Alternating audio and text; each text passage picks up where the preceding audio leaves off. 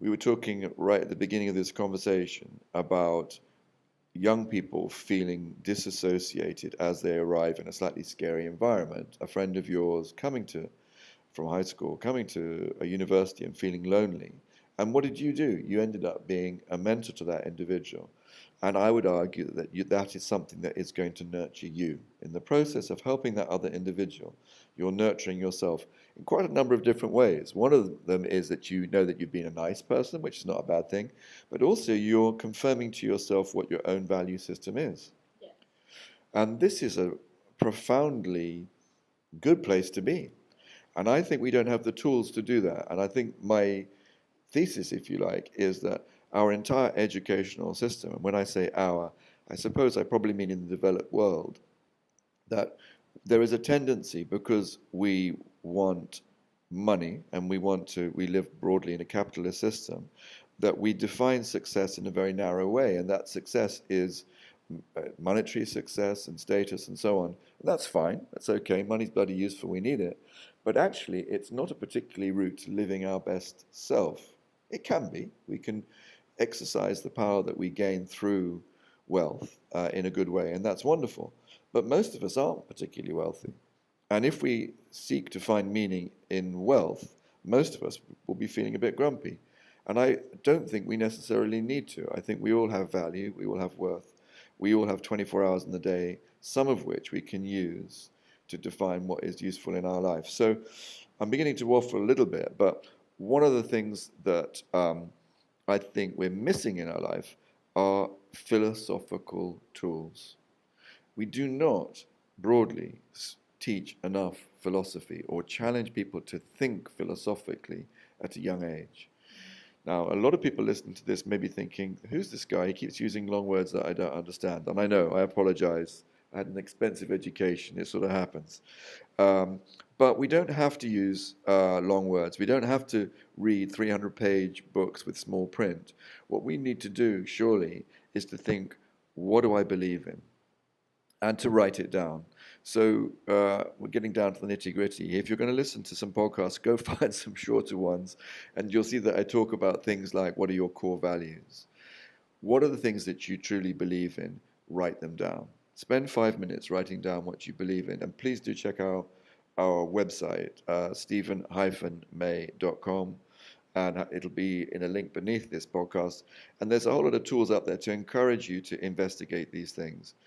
I believe in them profoundly because I've got kids. I want them to grow up to be healthy, satisfied individuals.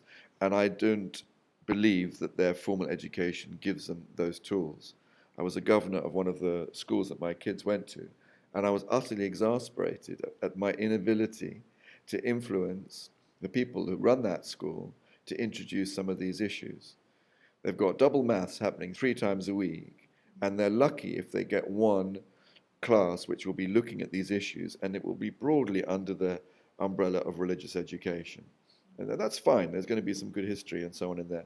But they'll be lucky if they get 10 minutes a week discussing the tools that are most likely to help them be fulfilled individuals. This is barking mad, in my opinion. We should be having 3 or 4 formal classes every week, I think between the ages of perhaps 11 and 18 or 11 and 17, where we're asking people to have good conversations with themselves and with their peers, not with their parents, not necessarily with their professors at college, but for themselves, to define for themselves what they really care about. Because they already know, in my opinion, 99% of all they need to know. They just don't know it. They don't know that they know it. They need to actually self-evaluate in a formal way, I think, to be their best self. I think we should probably stop there unless there's any comments that you have on what I've just said. One thing I was gonna ask is this easier? Would you say I heard from like a past philosopher that instead of like, because sometimes it can be very intimidating to write down like, oh, what do you believe in? Who are you? Yeah.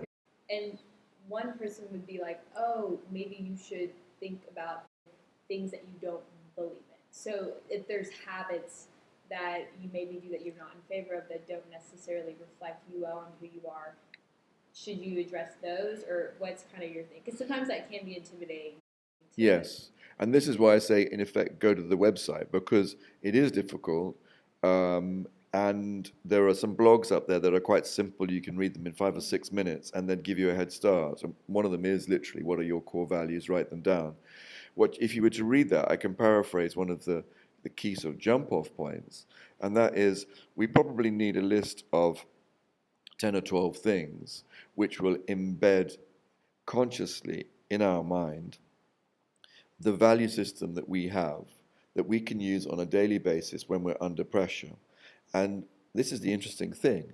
Probably 9 out of those 10 to 12 things are what we might call meta goals. In other words, they're about process. So, for example, the one I think we should almost write down before we get going on other stuff is, irrespective of how I am treated by other people, I pledge to live according to my own best value system.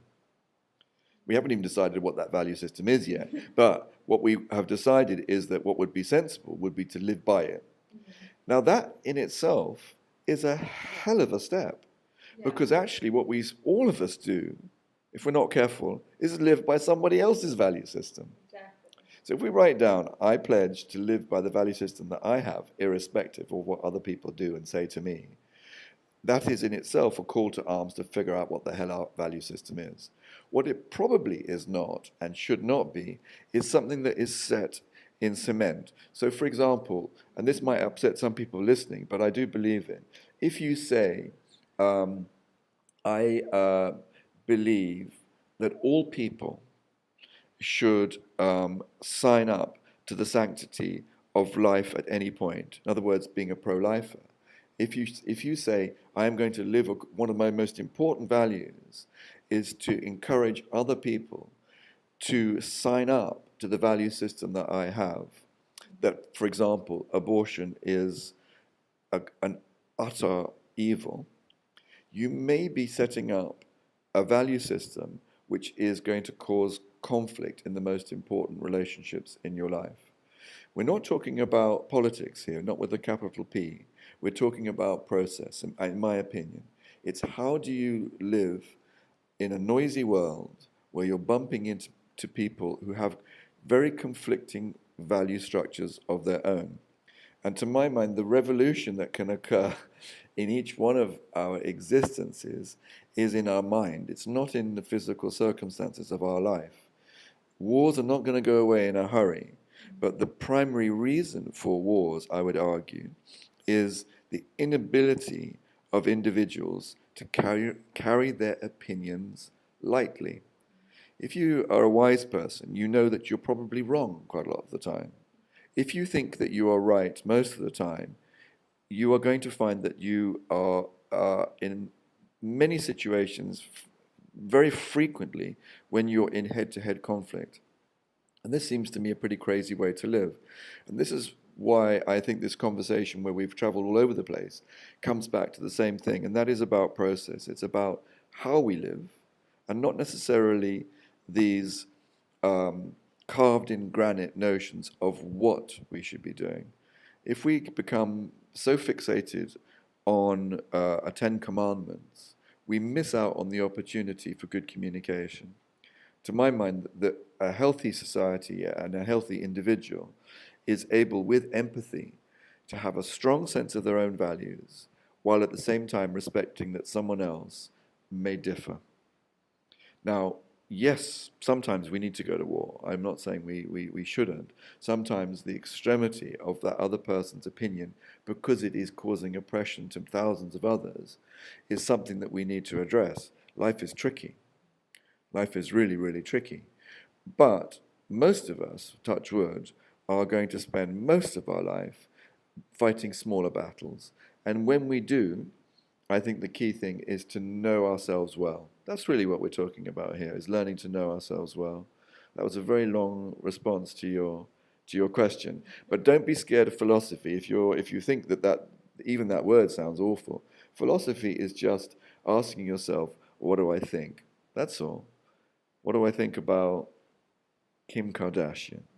Is she a force of good occasionally? Actually, I believe she is. I think the Kardashian show is a great show sometimes, and we shouldn't diss it.